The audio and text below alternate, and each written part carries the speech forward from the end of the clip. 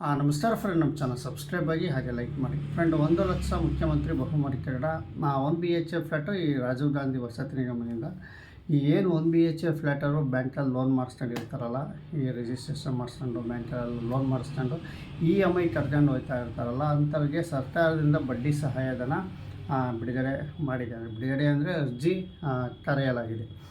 Friend, ನಿಮಗೆ ವಿಷಯ ಏನಪ್ಪ ಅಂತಂದರೆ, ಈ ಬಡ್ಡಿ ಸಹಾಯಧನ ಯಾವ್ಯಾವ ಡಾಕ್ಯುಮೆಂಟ್ಸ್ ಬೇಕು ಮತ್ತು ಇದ್ರ ಬಗ್ಗೆ ಒಂದು ಸ್ವಲ್ಪ ವಿವರ ನಾನು ಸಂಪೂರ್ಣವಾಗಿ ಡೀಟೇಲ್ಸ್ ಕೊಡ್ತೀನಿ. ಇನ್ನೂ ಏನೋ ನಮ್ಮ ಚಾನಲ್ ಸಬ್ಸ್ಕ್ರೈಬ್ ಆಗಿಲ್ಲ ಅಂದರೆ ಸಬ್ಸ್ಕ್ರೈಬ್ ಆಗಿ ನೋಡಿ. ಈಗ 1 BHK ಫ್ಲ್ಯಾಟು ಏನು ಲೋನ್ಗಳು ಮಾಡಿಸ್ಕೊಂಡಿರ್ತಾರಲ್ಲ, ಸರ್ಕಾರ ಲೋನ್ ಮಾಡಿಸ್ಕೊಂಡಿರೋದು ಮತ್ತು ಇನ್ನು ಮುಂದೆ ಮಾಡಿಸ್ಕೊಳ್ಳೋರ್ಗೂ ಎಲ್ಲರೂ ನಿಮಗೆ ವಿಷಯ ತಿಳಿಸ್ತಾ ಇರೋದು. ಲೋನ್ ಮಾಡಿಸ್ಕೊಂಡಿರೋರು, EMI ಕಟ್ತಿರೋರ್ಗೂ ಮತ್ತು ಲೋನ್ ಮಾಡಿಸೋ ಈ ನಾವು ಹೊಸಬ್ರು ಎಲ್ಲರಿಗೂ ಇದು ಅನ್ವಯಿಸುತ್ತೆ. ನಿಮಗೆ ವಿಷಯ ತಿಳಿಸೋದು ಇಷ್ಟೇ. ಏನು ಬಡ್ಡಿ ಸಹಾಯಧನಕ್ಕೆ ಅರ್ಜಿಗೆ ವೆಬ್ಸೈಟ್, ಈ ರಾಜೀವ್ ಗಾಂಧಿ ವಸತಿ ನಿಗಮ ವೆಬ್ಸೈಟಲ್ಲಿ ಬಡ್ಡಿ ಸಹಾಯಧನ ಅಂತ ಇರುತ್ತೆ. ಅದ್ರ ಮೇಲೆ ಕ್ಲಿಕ್ ಮಾಡಿದ್ರೆ ನಿಮಗೆ ಒಂದು ಡೌನ್ಲೋಡ್ ಆಗುತ್ತೆ. ಅರ್ಜಿ ಫಾರಮ್ ನಿಮಗೆ ಗೊತ್ತಾಗುತ್ತೆ. ನೀವು ಯಾರ್ಯಾರು EMI ಕಟ್ತಾ ಇದ್ದೀರಲ್ಲ, ಈ ಬ್ಯಾಂಕಲ್ಲಿ ಲೋನ್ ಮಾಡಿಸ್ಕೊಂಡು EMI ಕಟ್ತಾ ಇದ್ದೀರಲ್ಲ, ಅವರು ಹೋಗಿ ಅದನ್ನ ಫಿಲಪ್ ಮಾಡಿ ರಾಜೀವ್ ಗಾಂಧಿ ವಸತಿ ನಿಗಮಕ್ಕೆ ನೀವು ಕೊಡಬೇಕಾಗುತ್ತೆ.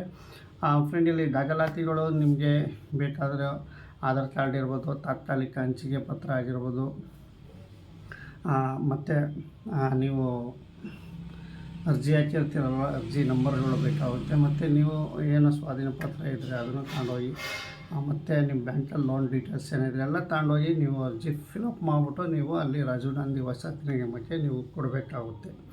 ನೀವು ಕೊಟ್ಟಾಗ ಇದು ನೋಡಿ, ಈಗ ಇದೇ ತಿಂಗಳು ಅಂತ ಇಲ್ಲಿ ನಿಗಂತೂ ತಿಳಿಸ್ತಾ ಇಲ್ಲ. ನೀವು ಅರ್ಜಿ ಕೊಡ್ತಾಯಿದ್ದೀರ, ಮೊದಲು ತಿಳ್ಕೊಳ್ಳಿ, ಅರ್ಜಿ ಕೊಡ್ತಾಯಿದ್ದೀರ. ಅರ್ಜಿ ಕಟ್ಟಿನಾದರೂ ಇದು ಪ್ರೊಸೆಸ್ ಯಾವ ತಿಂಗಳಿಂದ ಆಗುತ್ತೆ ಅನ್ನೋದು ಮುಂದಕ್ಕೆ ಗೊತ್ತಾಗುತ್ತೆ.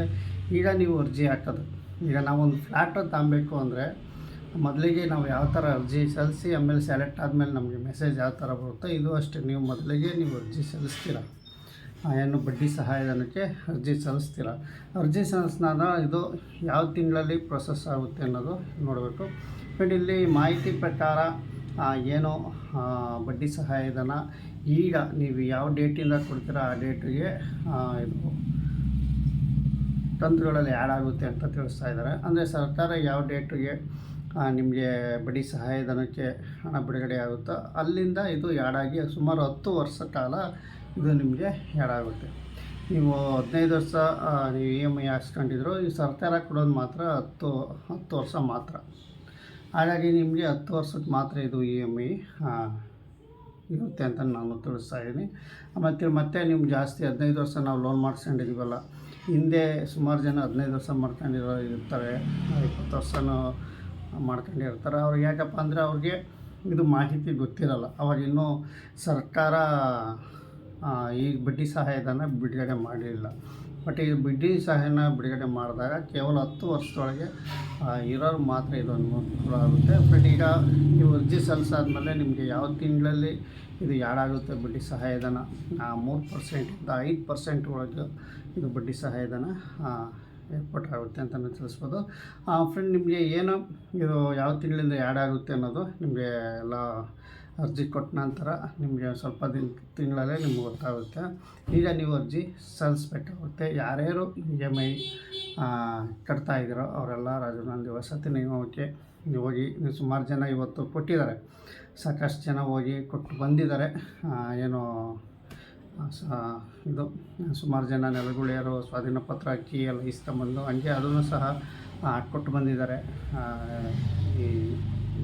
ಇನ್ನು ಸಾಕಷ್ಟು ಜನ ಅಲ್ಲಿ ಹೋಗಿ EMI ತಗೊಂಡಿರ್ತಾರೆ, ಹೋಗಿ ಅರ್ಜಿ ಕೊಟ್ಟು ಬರ್ತಾಯಿದ್ದಾರೆ.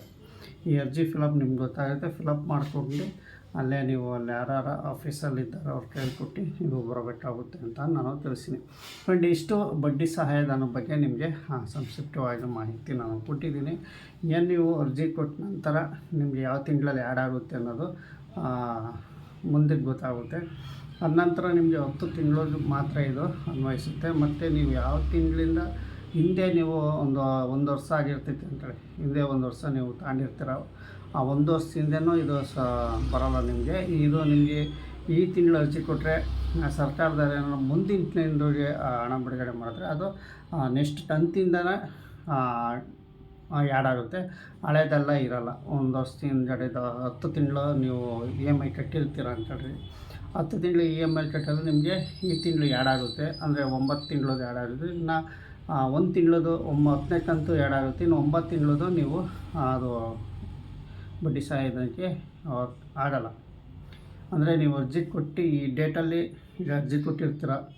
ಎಕ್ಸಾಂಪಲ್ ಈಗ ಯಾವ 5ನೇ ತಿಂಗಳು 12ನೇ ತಾರೀಕು ಈ ಡೇಟಲ್ಲಿ ನೀವು ಅರ್ಜಿ ಕೊಟ್ಟಿರ್ತೀರ.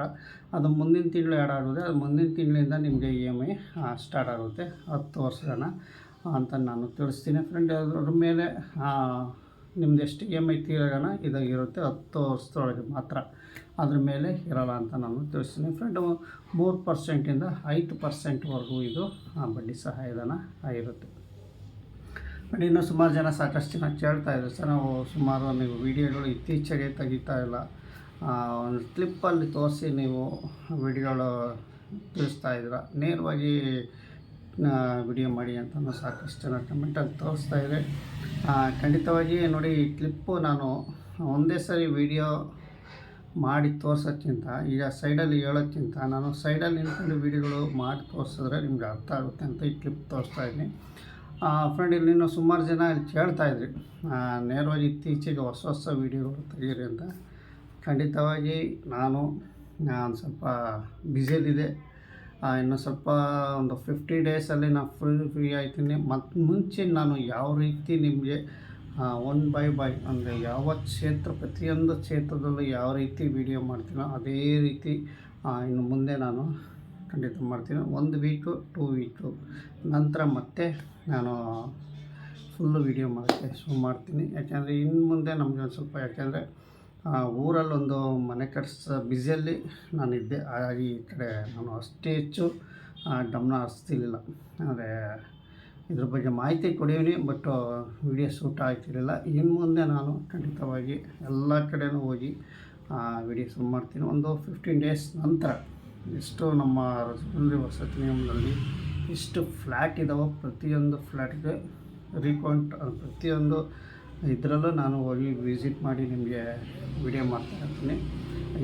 ಸುಮಾರು ಎಷ್ಟಿದಾವೆ ಬೆಂಗಳೂರಿನಲ್ಲಿ ಅಷ್ಟು ಜಾಗನೂ ನಾನು 100% ಈಗಾಗಲೇ ಒಂದು 50% ಅಲ್ಲೇ ವಿಡಿಯೋ ನಾನು ತೋರಿಸಿದ್ದೀನಿ. 50% ರಾಜಮುಂದ್ರಿ ವಸತಿ ನಿಗಮ 2-3 ಇಯರ್ಸಲ್ಲಿ 50% ನಿಮಗೆ ಅಲ್ಲೇ ವಿಡಿಯೋ ತೋರಿಸಿ, ಇನ್ನು 50% ವಿಡಿಯೋ ಮಾಡಲೇಬೇಕು.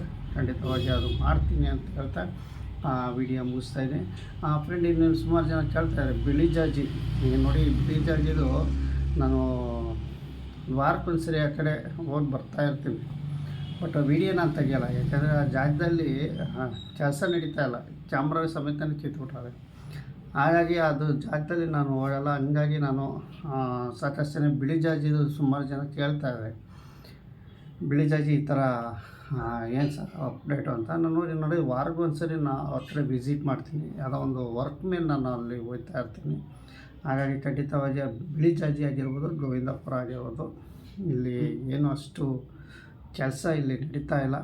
ಹಾಗಾಗಿ ಇಲ್ಲಿ ನಾವು ಕೇಳೋಕ್ಕೂ ವಿಡಿಯೋ ತೋರ್ಸೋಕ್ಕೂ ಇದಾಗುತ್ತೆ. ಹಾಗಾಗಿ ನಾವು ನಿಮಗೆ ವಿಡಿಯೋ ತೋರಿಸ್ತಾ ಇಲ್ಲ ಫ್ರೆಂಡ್. ನಿಮಗೆ ಏನಪ್ಪ ಅಂದರೆ ಬಿಳಿ ಜಾಜಿ ಗೋವಿಂದಪುರ ಯಾವುದೋ ಕೆಲಸ ಅಲ್ಲಿ ಸ್ಟಾಪ್ ಆಗಿದೆ, ತೆಗೆದುಕೊಂಡಿದೆ.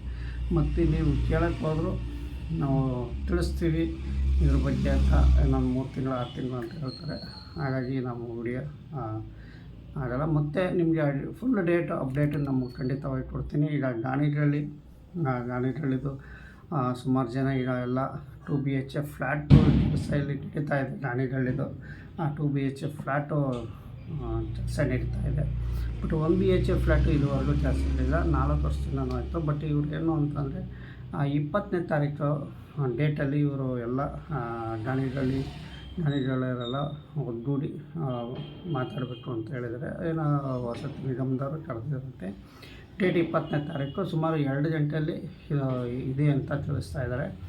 ಹಾಗಾಗಿ ಇದ್ರ ಬಗ್ಗೆ ನಿಮಗೆ ಒಂದು ಸ್ವಲ್ಪ ಮಾಹಿತಿ ಜನಗಳಿಗೆ ಗೊತ್ತಾಗಲಿ ಅಂತಲೂ ಇನ್ನೊಂದು ಸ್ವಲ್ಪ ತಿಳಿಸಿದ್ದೀನಿ. ಯಾಕೆಂದರೆ ಗಾಣಿಗಳು ನಮಗೆ ಸಿಕ್ಕಿ ವಿಸಿಟ್ ಮಾಡಿ ನಮಗೆ ಹೇಳಿದರು, ಸೊ ಈ ಥರ ಗಾಣಿಗಳ್ಳಿ 2 ಗಂಟೆಗೆ